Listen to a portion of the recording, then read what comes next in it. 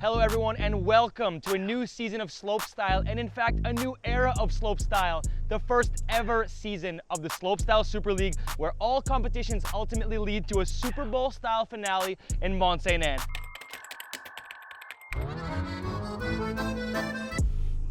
But for now, we're here in Christchurch, New Zealand. I'm Nicholi Rogatkin, and this is After the Run.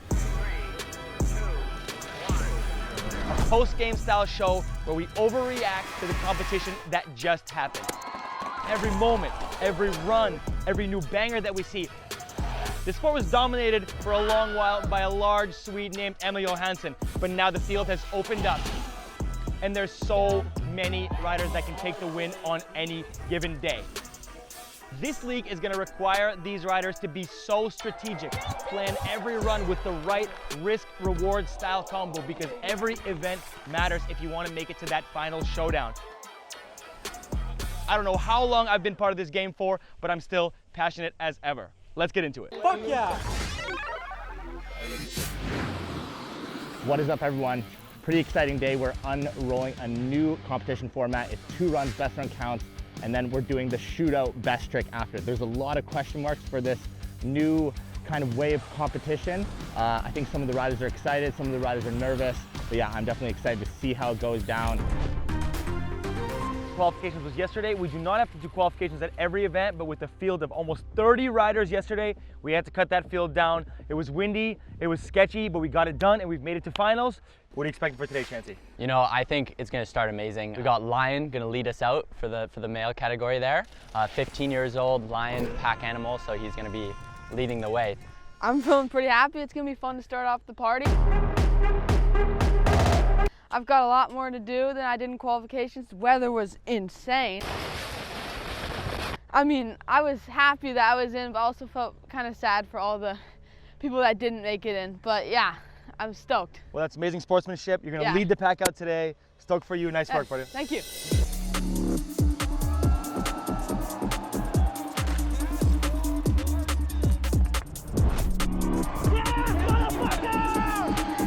Holy shit, we just got done with the first slopestyle contest of the season. I'm covered in champagne. We tested a new format, and one man just got the first massive win of his career. Get over here, Eric Fredko.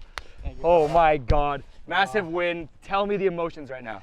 Dude, I couldn't be more happy right now. Haven't won a contest in such a long time, and I don't know, this new format got me nervous up there. Everyone throwing big bangers. Comes down to this. Yeah. So I went for a risky move on the hip, 3 down Indy.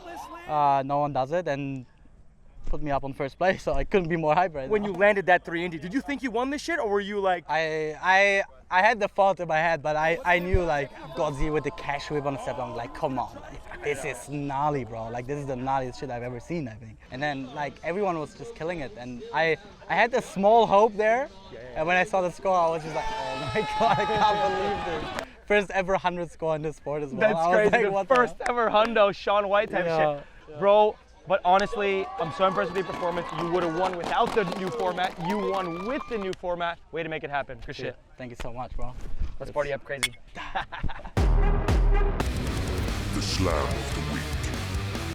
It's going to be LJ Para, young American rider, trying the half cab off the first drop. This is an insane move to attempt during practice. He goes down. He gets back up, goes for it again, and overcorrects his mistake and slams even harder. Devastating situation. LJ ends up hurting his shoulder and not being able to compete in Christchurch, and we hope to see him back sooner than ever. Big up to LJ for trying this move, and you have the Slam of the Week. Pure gold, baby. I'm gonna keep it though. Can't sell it.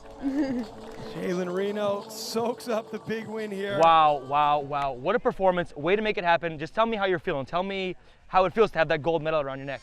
It's really unreal. Like, I had a tough week of just like doing top to bottoms, but feeling good on that, but just not throwing any tricks.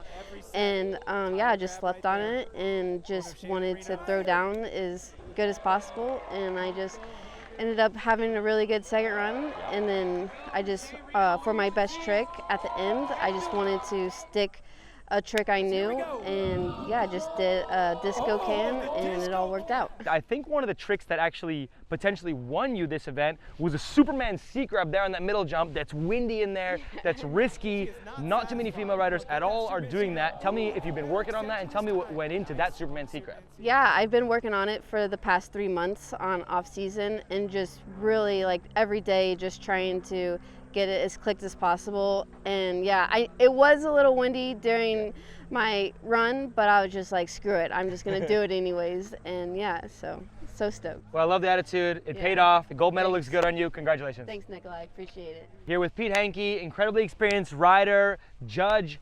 Dude, you guys had to test a fully new format. Tell me about how difficult it was to judge up there today. It was definitely a hard task because the level was so insanely high, and especially for the 2 runs, we had so many good completed runs. And I think the biggest task is to put certain tricks into perspective to the others. For example, a trick on a flat drop. Perfect. Oh, let's go. You're in the lead. That's what I'm talking about. Yeah. Compared to on a trick jump. Oh, the opposite 360 double whip. Scores a 7. So now we can focus more on like how clean the run is, how the trick variety is, how high the amplitude of the tricks is. So we kind of look more for this in the runs, and then there's a separate category for really big banger tricks. It was really exciting actually for us to judge it, and I think also for the crowd and for the riders too. Get out of your seats. Right there, a huge cork 7. Caden, you're one of the most determined, if not the most determined rider I've ever seen. I want to ask you about one moment from today. You cork 720 bar spin the first hip. You almost swerve off course. You managed to still look super stylish on the hip and keep composure, and then just keep charging down the rest of the run. Tell me about that moment and what was going through your brain, bro. Well, bro, I mean, you know me, we can't give up. We cannot give up. I mean, yeah, you get a little sketchy. Maybe it's a new trick for me. It was a new trick in competition.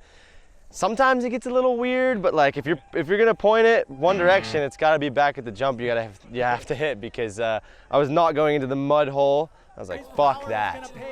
So I got over the next feature, continued going like nothing happened, and yeah, at the end of the day, it's just about persevering, isn't it? So after last year breaking my back, I had like no points now, so I just needed a good result. And especially after last week, natural selection, just like pretty beat down, like physically and mentally. So wanted to just get safe through the event and push myself in certain ways, which I felt like I did, and yeah, just get some points on the board. It's early in the year. We got 6 more events, so it's all good. Well, go completed. You're the fucking man. Cheers, brother. Congrats, Najee.